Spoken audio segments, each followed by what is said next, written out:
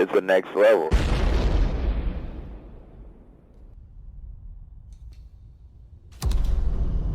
You'd think loneliness would be impossible all crammed in here. But this train was designed to separate us from our possessions, from our loved ones. Now, every last shred of us is worth something to someone.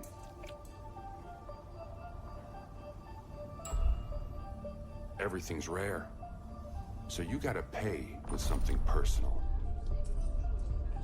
And we're all trading up for the most valuable thing there is: access.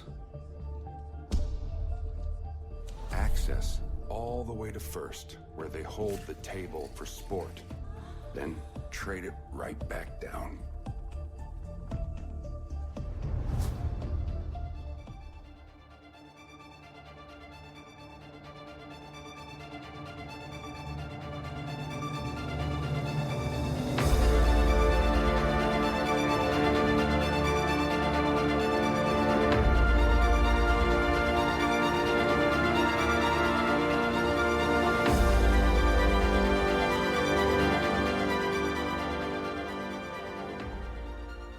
Hey, panelers, welcome back to the show. I'm Mark. And I'm Steve.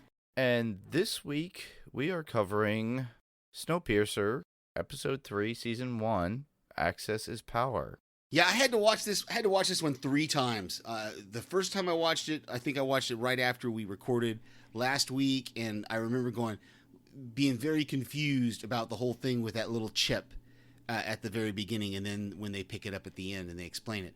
So I literally had to watch this one 3 times to really get all the stuff that is going on, because there's so many different intricate kind of plot things that are happening here, but I'm sure they're going to bring at least some of them together by the end of the season. Yeah, definitely. And I love the idea that they're using a chip.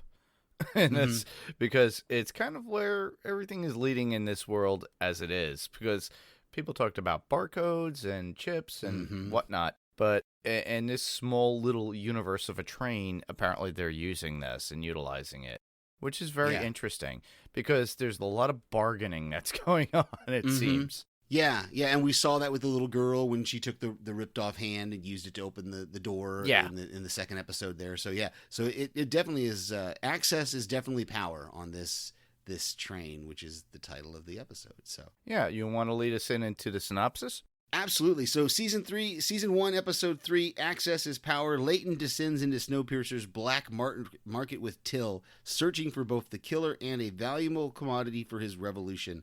Melanie stages a prize fight to distract the passengers from mounting class tension. Bum, bum, bum. Yeah. So we should actually get on to our top 5s regarding this. Good evening, passengers. Be advised, track conditions will deteriorate over the next 24 hours. And I'll start, and my number 5 would be the introduction to trade as a way to move up or down based upon your wants and needs, whether for status or for getting what you want. A little society within a train, similar to the world, and pretty much goes deeper, you know? Yeah, that whole concept runs throughout, specifically really this episode, because we see the flashback of Leighton and Zara when she has apparently agreed to go work in the night car. Yeah. And that's going to move her up to, I guess, 3rd class is where she's at. We discover that Jinju, the Asian woman that was mining the fish, is in 2nd class. And we learn a lot about those different classes there. That during the prize fight, or before the prize fight, Melanie announces that the winner will upgrade from 3rd class to 2nd class. So we're really getting this idea of there is ways that they have established, whether they had established this before the train actually started moving, or whether it's something they've realized over the years. Hey, we've got to figure out this class struggle and how people can advance, because we've got to give people need something to strive for in the world, and so I can see that they had to kind of establish this setup of giving people that glimmer of hope, like giving the tailies that glimmer of hope that, hey, you can get picked for for an internship, and you can or apprenticeship is what they call it. You can be an apprenticeship, you can be an engineer, you can be a he said one of the kids was working like in the laundry, and he's got his own fork. So we're really seeing this idea of these classes and how they're getting people to be able to move up the train. And there's also with that the possibility that you can be demoted, I would assume. Yeah. That if you lose your status of first class, you can be dropped down somewhere like that. So my number 5 is similar to that, but it's that the way it starts. I loved how it was like kind of flashing back between, we see Dr. Klimt, and I thought it was kind of interesting that Dr. Klimt is both taking care of the sleepers in the drawers, and he's also the one who's cutting, he's cutting Miles's hair, and he's preparing him to, you would think they would have different doctors who would do that, but they cut from him kind of taking care of Nikki's teeth and some of the other, and showing what he does to take care of the sleepers, and then Miles's hair, and then we see the guy cutting the implant out of the arm, and it looks like that was one of the arms that was cut off from the guy who was killed, who they're investigating his murder. Yes, because it was severed there. So I don't know who that guy is. I don't know if we're gonna see him again. I would hope they wouldn't drop this person in and then not show him again, or maybe we did see him in the episode and I just didn't notice it. But then of course we get that scene at the end where somehow we see the little implant moving from person to person, like the one guy loses it at the poker table or the whatever poker table he was at, and then we see that it ends up with the janitor, and then somehow Leighton trades with the janitor to get it, and he gets it to Josie through that kiss of theirs. Yeah, I didn't really see the doctor in the previous episode, so yeah. No, it took until the third watch for me to catch the guy cutting that out of the arm, and realizing that, okay, that's one of the severed arms of the guy who was tortured and killed. Like, it was literally the third watch before I realized, oh, so it was like real quick. And if you weren't paying attention at that exact, 4 or 5 seconds or 3 seconds when it shows him cut that implant out of the arm, then you see it move from person to person, you wouldn't have realized where it came from. Oh, okay. You're talking this episode. I was talking previous episode. oh, sorry. Yeah. Yeah, I didn't realize, the doctor in the previous episode.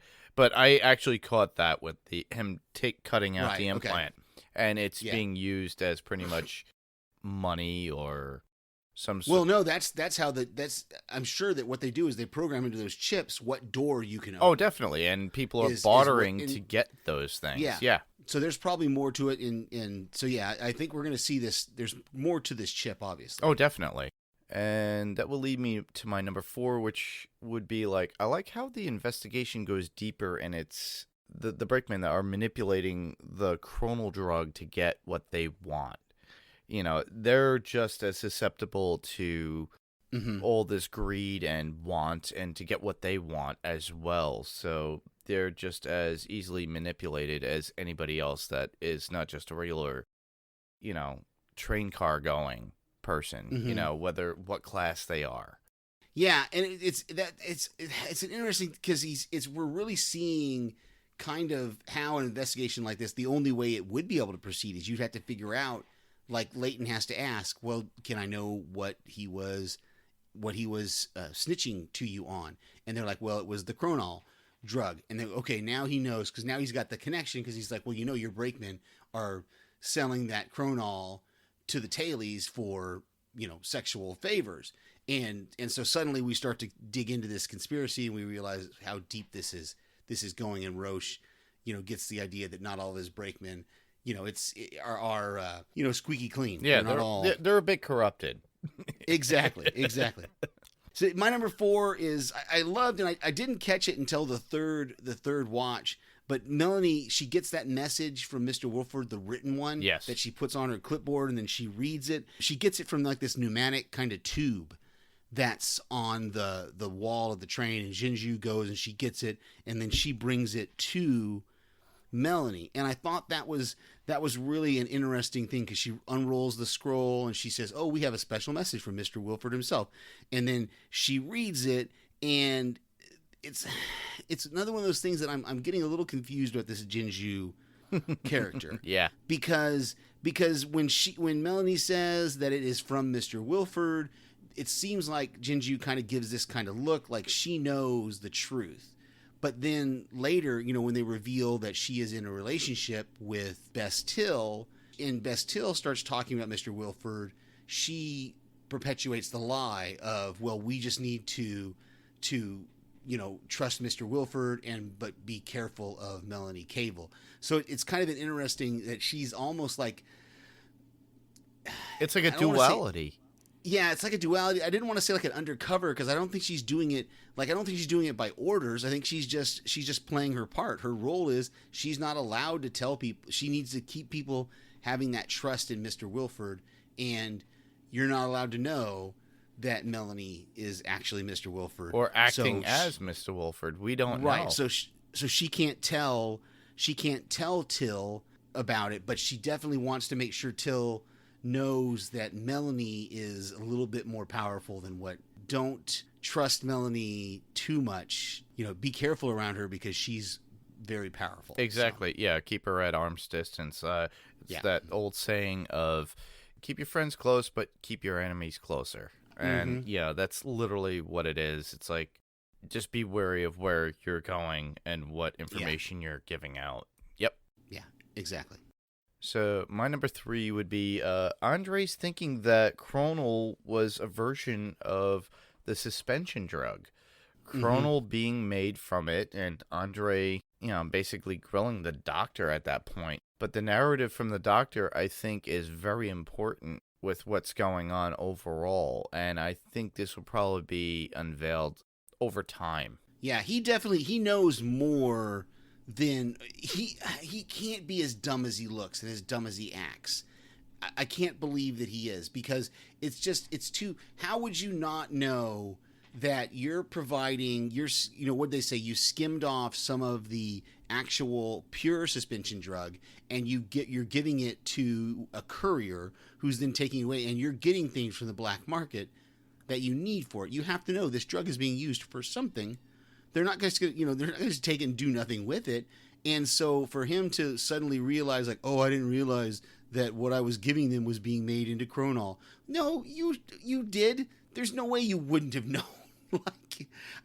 Because the side effects are exactly the same. The side effects of Chronal, abuse are the same as what you're seeing in people who are long term in the drawers. So yeah, there's more to Dr. Klimt, and I hope I couldn't figure out at the end there when the guy is going through and killing. I couldn't figure out if Dr. Klimt was one of the people that he killed or not. I would hope not, because he's too big of a pivotal role. I would hope he killed some guards there getting to Nikki there at the end, but we won't find out until the next episode. Yeah, I know. So my number 3 is just the relationship that is kind of growing between Anjay and Roche, and it's interesting because first Roche kind of threatens him because they find that slip of cloth that he was trying to pass to the sanitation workers, and he tells Andre, well, I'm going to stick your head out a porthole if I find out you're trying to communicate with the tailies again. That's kind of vicious with the porthole. That's what I'm saying, man. And then just a few scenes later, they have this kind of respect that kind of builds up between each other, to where he says he's going to take the lead on questioning Osweiler. He says, I'm going to shake this thing up. And then when they go to question Zara, Roche says, well, you talk to my guy, I'm going to talk to your guy. And so there's this kind of, it's kind of a partnership, but it's not really.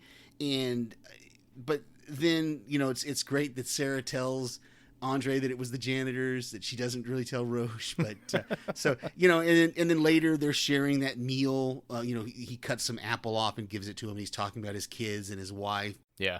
There's just it's a weird kind of relationship, and it's interesting to see how this develops and moves forward some more. Definitely, this actually opened up. This third episode opened up so much more that we did not see within the first 2 episodes. So we're starting to see a lot of more character development, a lot of character interaction with what's going on within the story, and we're learning a little bit more about these characters, where their time is present within the actual train itself, and how that society is actually going, which really intrigues me, because this is almost like a country unto itself within a train, you know? Oh, it's a world. This is a world. This is not just a country. This is the whole world that we have. It's kind of like, that I don't think there's really anything we could compare it to unless we had some cruise ship that got stuck on the ocean for like an extra 6 months or something. Yeah. And they would have to develop some kind of a thing, but yeah, no, it's definitely a country. It's definitely a world of its own. Yeah. So I agree, definitely. And that would lead me to my number 2, which would be the separation during the fight night in the car. How all those that are in third and tail are pretty much on the floor, and all the rest, like the first and second, are on the balcony and, cheering on their fighter. yeah. It's a way to keep them all separated. And I'm not trying to post a pun based upon the Offspring song. Got to keep them separated. But, but the thing is that you could see how everybody is separated. Even the people in the tail, in comparison to the people that are on third, they're separated by areas, even on the floor. Yeah. Yeah, exactly. Yeah, they're the different workers are in their own area. Like Bess says, he tells her, those are the janitors over there. I don't know any of those guys. That's not my beat. So they're all together. And this was actually number 1. So I'll switch mine around. I'll talk about this whole fight night thing because I thought it was really, really cool that we have. And you mentioned the one-armed janitor fighting a woman, which I thought was interesting, was the gender. They didn't care. And it looks like, from what I could tell, the woman won. I guess the goal was to knock your opponent off the platform. Yes. Because that's when she knocks him off and he lands on the floor, then she kind of crowd surfs, like celebrating, and he gets up off the floor, and then he starts that whole fight down there at the thing. It just becomes a whole brawl at that point. Yeah. But I thought what was really, really cool about that was the distraction that Andre needed in order to get to talk to the head janitor. Because remember, he says, I'm going to get away from Till and we'll figure this out. And, somebody let Nikki out of the drawer's car because she wanders into that fight, and then Till takes her away, and then next we have this big fight going on. And I love the conversation that Andre has with the head janitor, where he mentions the fact that 70% of the population of the train is second class, third class, and tail. That means that the rest of the 30% is that first class section. And when Till, the assumption is that like the brakemen aren't even second class. The brakemen are like third class citizens. Yeah, they are. And the only people is like the supervisors of the different workmen that get to kind of be in first class. Those are the people that she's addressing there when she gets that message, that handwritten message from Mr. Wolford. She's addressing the heads of the stewards or something like that. I can't remember what she called them all. But yeah, I thought that was really interesting.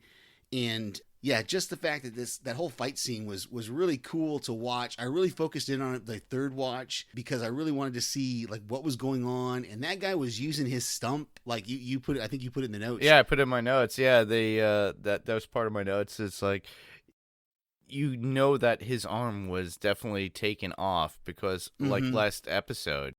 So right, just hitting somebody with their stump, that's just pure like bone straight to face. Yeah.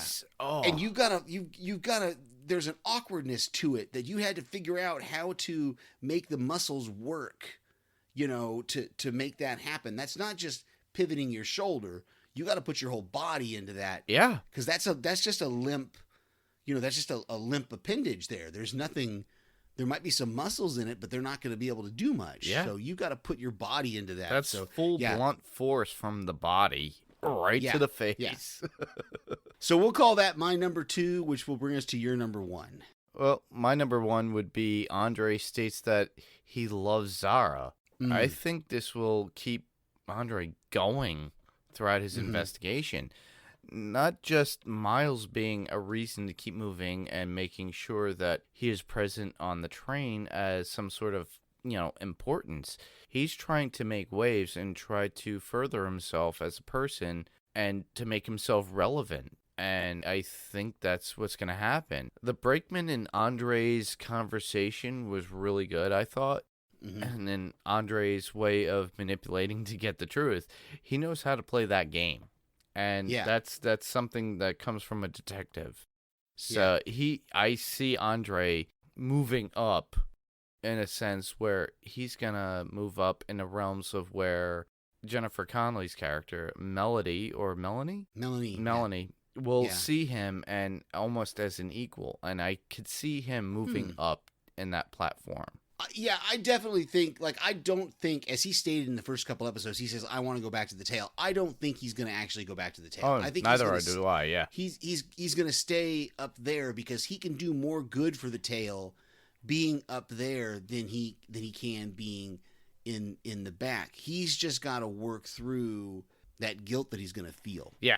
About it, but also understanding that he's like an undercover, just like Miles says, when he hugs Miles says, I'm going to keep my eyes open, because Miles said that's the whole reason why he accepted the apprenticeship, is because he's like, we need more people up train. And what I think what Andre is saying is he's going to make sure to keep himself, and he's going to try to keep Miles from getting indoctrinated into those upper classes to where they're not going to forget about the tailies.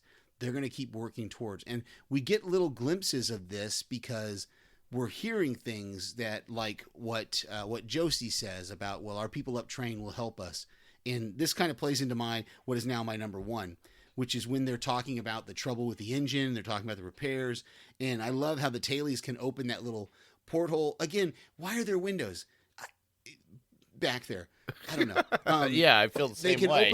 They can open a little. Like, I can understand observation windows on those upper class trains, but what's the point of having a window back there? I don't know. Anyway, but they open that little window up, and she looks out and she consults her book, and she goes, "Oh, well, that's such and such mountain. We should have been here yesterday. We're a day behind." And they're like, "Well, we need to be building up energy." And I thought that was interesting because they talked this last time, that they have to use the engine to build up energy so they can get through the mountains. And they talk about the year 4 slowdown that lasted a month. Yes. And they were like without water. They were like without, power and heat. And so they talk about all the things that they're going to do to make up for what they're going to lose in these power shutdowns. Yeah, they were eating people probably at that point. Well, yeah, back then. Hopefully that's not happening. That's not happening anymore from what we understand. But, I did, another thing that occurred to me as I watched the third time today was the compassion that, whether it was Melanie or whether Wilford was still alive or whoever made the decision 7 years ago not to uncouple those trains. Yes, definitely. It made a big sense. And you could see the struggle in Melanie of when they wanted to uncouple the last train. Yeah, and it was interesting too that every time they said it in the tale, they kept saying yet. That is constantly a fear of theirs. Yeah. Is that they could uncouple us at any time. They don't what did the one guy say? As soon as our value for as work exceeds our usefulness or something like that, they're going to get rid of us. Oh, definitely. So, they're expendable and they're in the higher ups points, but the thing is Melanie knows that they're needed. And the fact that, if we're going to need them, we're going to have to move them up. And that's going to start to have like a class clash in that sense. Yeah. And that's going to be an issue. But they've already seen that with the fight for the fight night itself. And honestly, it's going to happen. Yeah, sooner or later, we're going to have this, and this rebellion is going to occur because apparently they have to have one every few years. Oh, definitely. So, I don't know if it's going to be this season or next season, but we will see. Oh, yeah. So we had some quotes here. Yeah, you start. Okay. I'm not going to do my first one because my first one goes with one of yours. But I loved when she reads that message and the guy, the Commander Gray says, Winston Churchill, unshaken in spirit and resolve. Mr. Wilford was paraphrasing Churchill. I tried to look for this specific quote and I couldn't find it, but it definitely fits into speeches that Winston Churchill, like there was a lot of things he said about, about enduring, about persevering, a lot of those kind of things that he would give speeches about. So I thought that was really cool that someone, a character, recognized that reference. Oh, it's definitely very cool in a sense, but the fact that he knew more than she did, so obviously she is not well read. Oh no! I think she knew. I think she knew that was Winston Churchill. I think she's writing those speeches and taking that stuff from other people. Yeah, no, I mean, maybe she didn't, but I think she knew, and she was just trying to sneak it by. Kind of play it off. No, I think she knew. Well, mine would be the engine will provide, and that would be the 10th regarding the boxing match when Wolford. Oh, sorry, whoops. That would be Melanie, Jennifer Connelly's character, asks about making it so. Yeah, that has become a chant of theirs. The engine will provide, the engine eternal. That's kind of a chant they do. So I loved when Roche was giving him a compliment about his investigative, and he says, "You should see me without the handcuffs." And he holds up, and I guess I forgot. I didn't realize that he is still doing all this investigation that he's doing. He's doing it in handcuffs every time. Yeah, that is true. He still has an edge. And my next one would be, oh, you're not getting a cut? Authoritarian states usually control their drug trade. And that would be Andre about the chronal drug that the higher-ups just figured out was going on. Yeah, that was a great little back and forth there, because he says, and I've got this in my notes later, but I'll bring it up now. He says that Chronol has been in the tail for 2 rotations. Yes. And he's like, you guys are just catching up now. But I love Melanie's response after he calls it an authoritarian state. She says Snowpiercer's an arc, not an authoritarian state. Yep. And I didn't catch that the first time. It wasn't until the second time that I read it. She calls Snowpiercer an arc, which I thought was really cool. Yeah, like the Noah's Ark, as it exactly. were. Yeah. Exactly. My last one would be survive, the engine will provide. And that was an interesting statement during the fight night. Yeah, again, that's that chant that they're doing. Yeah. It's almost like a religion. Yeah. This Mr. Wilford kind of thing. And I loved when Andre was talking to the head janitor, Terrence, and he says, "You know what I was in the old time before I became a janitor? A janitor." I thought that was really cool. It reminded me of the TV show Community. In the later seasons, we find out that like there's this whole network of janitors and and like the different workers behind the scenes. It's this whole network, and they have to go, and like Nathan Fillion does a guest starring role as like the head janitor, and there's just this whole network of janitors. I just thought that was what that reminded me of when they were talking about the janitors running the black market. Yeah, I just watched that episode the other night again, and it was nice. Funny. It is. It's hilarious. Listeners, if you don't get into Community, it's the best thing to rewatch again now. It's been off the air for a while, but I've been watching it on Netflix too. It's so hilarious. There's so many. There's a running gag in the later seasons, because like in season, I can't remember if it was season 4 or season 5. Paget Brewster plays the IT person, yes. And then in the Yahoo season, she comes back as a different character, and there's an episode where she tries to call IT, and she's like, all I got was this screeching noise on my phone. like there's this whole worlds colliding kind of thing. I thought that was really, really cool. Exactly. But this isn't a Community podcast. Exactly, but we're referencing it, so yeah. If you guys are interested in some sort of comedy to get through everything that's going on now lately, go watch Community. It's pretty funny. So I had a few notes here, and one I've already brought one up. I was wondering how long a rotation is. I wonder if they're ever going to tell us, because he, like I said, Andre says that the Chronol has been in the tail for 2 rotations, but I wonder how long an actual rotation of the Earth is that they're doing. I wonder if they'll ever tell us. I'm curious if it's like 6 months. If it's 6 months, or if it's a year, or if it's 2 years, it's got to be, because obviously it's got to be a standard set amount of time, because that's the only way the tailies would know, oh, we're a day behind in this section of track, Yeah, that's what makes me think it might be 6 months, for the fact that it gives them enough time to figure out where they are within their travels. Yeah, 6 months just seems like a short amount of time to circumnavigate the Earth though, even frozen. Well, Unless they're only on one country, or unless they're, if they're not going over oceans. 6 months just seems like a short amount of time. plus they don't have any view of a sun or anything really to navigate. So, right, that's what I'm saying. Is it got to have a? I would think it. Yeah, we'll see. We'll see if they tell us. yeah, true. My note would be the intro to the blueprints is different than the last one. I can't make out what it was referring to, but it's very different from the first one that we saw last episode.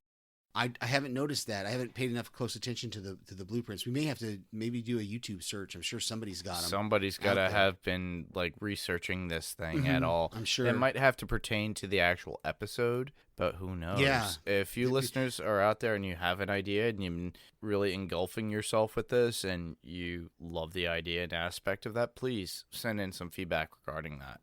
So I caught it on the second watch that Klimt says he's talking about Nikki when they're talking about that she's still unconscious or she's awake, and he says that everybody comes out of the drawers differently, and so I wonder how many people have they come out of the drawer? Have they brought, has there been like short-term sentences? Because so far all we've seen is life sentences of people being put into the drawers. Yeah. We've not seen you're going to be in the drawer for 6 months. You're going to be in the drawer for, whatever. So I think that's interesting to see if that is the case, if we do have a regular rotation of people coming out of the drawers.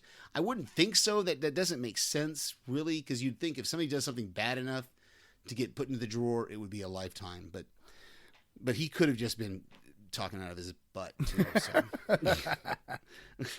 But I do agree with that. Yeah, definitely. It's weird that you brought up the idea of Demolition Man, and these people are frozen, and pretty much that's what they are doing within these these drawers. Right.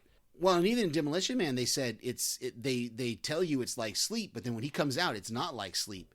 And that's even what Nikki says, is that it's not like sleep. Mm-hmm. So yeah, it's like a living hell almost in a sense, because they're stuck in their own mind within that time, and they don't know what's going on in the outside world. Yeah. And that was your last one. My next one would be Andre's reaction to Miles' apprenticeship. He's you look and you see Miles, and he's excelling. He's a smart kid. And Andre doesn't want to lose him in some way, shape, or form. He wants to have that connection. It's like, a foster father in some respects, because I don't think Andre is Miles's father. I don't think so. That's not the impression I've gotten. I get the impression that he's an orphan, and that because he's talking about Josie being his tail mom, and even Andre says that she's his tail mom. So, and I had a question about that whole thing. Why do they save Miles's hair? What's the point of that? Is it just the whole thing of maybe they have to save every resource that they may or may not use? That just seemed like a weird thing. Maybe it's DNA and they're trying to clone kids to do something. Who knows? Yeah, it just seemed like a weird to have a bag of his hair. Yeah, that was a right bit there. Strange, creepy. Okay, we've talked about the fighter with the one arm. Yeah. Let me just run through. I've got a few here that are just real quick. The Folger family, they had an interesting way of looking at Andre when they were, the daughter kind of gives him that little wave there at the end when Roche is taking him out of the train, and they just seem, that whole family seems a little bit weird. And I guess the question got answered. This question got answered for us there at the end, because the younger Folger, LJ, when the mom says, "Why is she out of the drawer? She killed somebody." The younger one says, "Well, she's innocent." And then she looks back at that guy with the short haircut, and we see him, there at the very end when he encounters Nikki, and he says, "You don't remember me, do you? But you remember something." Yeah. And so I take it that he's probably our murderer, but I guess we'll find that out later. In answer to my question from the last episode, I guess Andre and Zara were married because they had wedding rings. Yes. So unless they just had, unless they didn't actually have a ceremony, but they still had the rings, who knows? I thought it was interesting. I didn't notice it until this third watch, because someone at work mentioned that I don't know this for sure. You can correct me if I'm wrong, or if you know the truth of this. Is it true that Apple has an agreement with TV shows and movies that bad guys will not use their products? I'm not sure. That'd be I don't know if interesting. that's- The only person that we could actually ask that is Jason Kabassi on Walking Dead cast. He might, yeah, he might know. He might know the answer. But I thought somebody brought it up at work this week that they were saying they didn't know if it was true or not, and I don't know if it's true or not. But I thought it was interesting that Melanie was using a Dell. It's very clearly you can see the little Dell logo on her laptop to make that recording of Wilford's voice. So I thought that was kind of interesting. And then Roche mentions that there's a sub train to take people back to the other train, but that it's out of order, and so they're going to have to walk. And I just thought that was interesting, the concept of having like a sub train on a train. Exactly. That's weird. Yeah. So we actually got some feedback here. Do you want to read that first one since I had so many notes? Sure. Well, the first form of feedback we got was from Daphne Backman, our friend Daphne. And she says, "Hi, Mark and Steve. I'm so glad you're podcasting about Snowpiercer. As a fan of the movie, I wasn't sure what to expect with the show, as most television adaptations do not live up to the glamour of the movie version. 3 episodes in, and I've been pleasantly surprised, as I've already found myself connecting with the characters and trying to figure out who's responsible for the murders, as well as learning the connecting threads that tie the much bigger story together. It's fantastic to see Jennifer Connelly leading a series as a complex character who has secrets of her own." Very true. I think it helps that the series is on a cable channel versus one of the main floor, as they can take bigger risks, which is actually great. I do agree with you with that, Daphne. She says, finally, "I've seen all 5 episodes, so I'm looking forward to hearing your thoughts on episodes 3 to 5. And thank you, Daphne, for doing that. That's amazing. Thank you so much. Thank you very much. And this next one is from Alex, our good friend Alex. "Guys," he says, "first off, with everything that has been going on in the world, I totally forgot this started. The casting could not have been more perfect. Daveed Diggs is just as perfect in this. The way he is trying to balance everything in this is fun to watch. The cold open was a perfect way to show the underbelly of the train. Who saw that he is the key to the drugs on here? I love how they explain the train through so many eyes. The janitor looks at it like a big building on its side, whereas Melanie looks at it as a rolling ecosystem. It's a harsh world, and everyone is trying to get more. The last 2 scenes gave us more of a clue to what is going on. The security guard kills the killer in the ladies scene with the kiss. Can't wait to see and hear more from the train and you guys." Thank you so much, Alex, for that. And we will have a special announcement after we finish up everything about getting caught up towards the end of this episode. Oh, definitely. So, what are your thoughts so far about the episode and the show as a whole? You know, I'm still, like I said at the beginning, I'm really digging how it's bringing these different threads together, how we're getting so much more of this than what we got in the movie. And I'm sure some of this is explored in the graphic novel, since it was like a series of graphic novels. And so it's great to see, like you called it a country. I say it's more like a world, but Yeah. it's really to see how all this is coming together is really cool. And I'm so glad that we know there's going to be a season 2 at some point, because I'm looking forward to see how they wrap up this season and what they bring us into for next season. Yeah. And my feelings is this got really deeper on the 3rd episode in comparison to the first 2 episodes. Mm-hmm. There was a lot going on within that train. It's like its own, like I stated, country, but in your case, you stated more of a world, which makes a lot more sense, but separated by classes. We see how people in the upper class manipulate to get what they want. And I'm really intrigued about this, because you could actually see Andre is representation of somebody that is in the tail end of this train and moving up. And I hadn't thought about that, but even like what the mom Folger says when she says, "Well, I hope that's his undercover outfit." You know, he's not changed out of his tail clothes. Of course, they haven't given him any clothes either to change into. But I wonder if that's something we'll see towards the end, if he's trying to convince them that he's getting indoctrinated into this, if we'll see him change into, more of a plain clothes, like a suit or something. Yeah, I think eventually that's where it's going to go lead. And the fact that Andre will still hold on to those thoughts of being a person in the tail end, which will basically stabilize him, and he will stand still and be who he is. And I'm hoping the character will improve based upon that. We need somebody who is headstrong and knows what their directive is and what they're doing, Yeah, for sure. So you had some comic talk notes? Oh, definitely. There's a comic coming out based on Negan from Image. It looks like it will be released in July. And I ordered my copy for my pull list. Jeffrey Dean Morgan himself is interested in it as well. So this takes place apparently after what had happened when he disappeared in the comic. So you comic readers that are Walking Dead readers, go out and get one. Make sure you get and secure your, issue. This will be the first Walking Dead comic since they ended this series last year. And I'm looking forward to it because I ended that on my pull list, and I actually had a call yesterday to say, hey, dude, I need this. Yeah. Oh, okay. Yeah, I saw that was originally on your pull list. So that's going on. There are rumors of Firestar being in the next Spider-Man movie for Sony Marvel Cinematics Universe, as it's called, or Spunk, as we mentioned before. If this happens, I will be happy due to the fact that my love of the 1981 Spider-Man and His Amazing Friends cartoon it's grown so much over the years. I loved it as a kid. I still love it. That's where Firestar was pretty much introduced. She was not a comic book character. She was brought into the cartoon series and then later brought in to the comics, but for a short stint. So I would love to see that character because there's so much they could do with it. And Steve and I already spoke about this earlier before we started recording.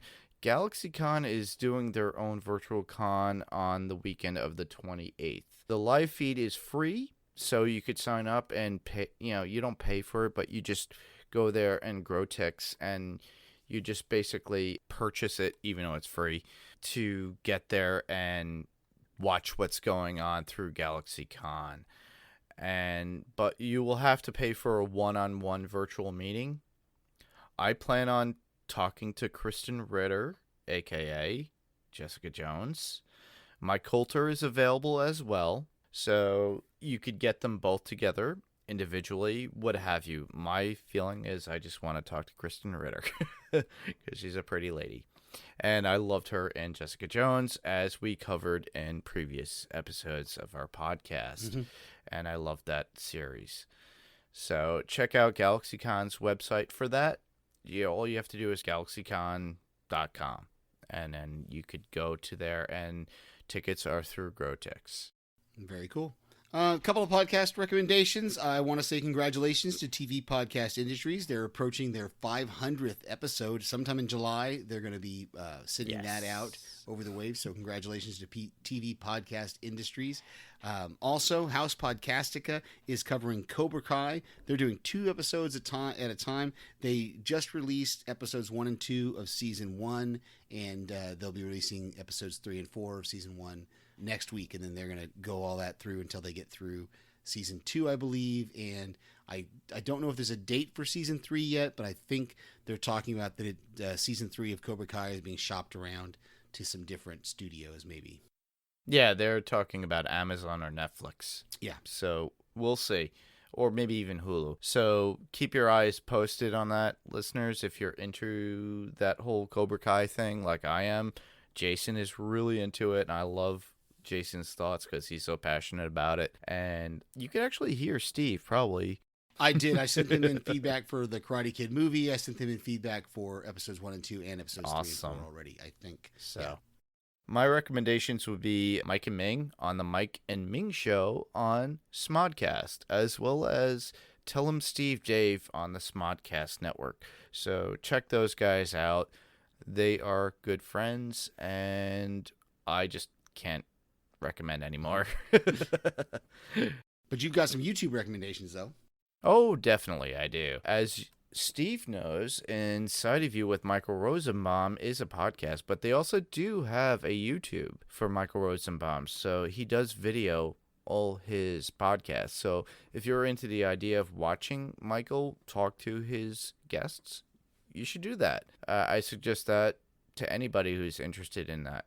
And I love the idea of seeing Michael Rosenbaum. I think I've watched like 5 interviews over the past few days of, cons he did in the past, and he's so funny to watch.